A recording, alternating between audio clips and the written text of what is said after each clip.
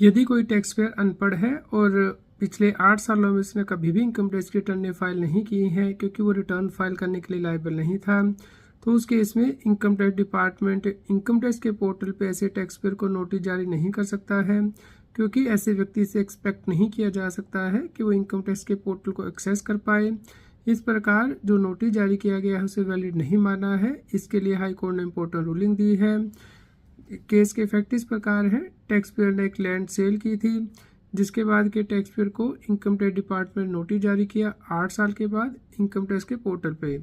लेकिन tax payer क्योंकि अनपढ़ था और उसने कभी इनकम टैक्स की रिटर्न भी फाइल नहीं की है, तो इस केस में हाई कोर्ट ने देखा कि टैक्स पेयर इनकम टैक्स के पोर्टल पे रिप्लाई नहीं कर पाया है, तो यदि इस प्रकार असेसमेंट की जाएगी इनकम टैक्स डिपार्टमेंट के द्वारा तो उसे वैलिड नहीं कहा जाएगा।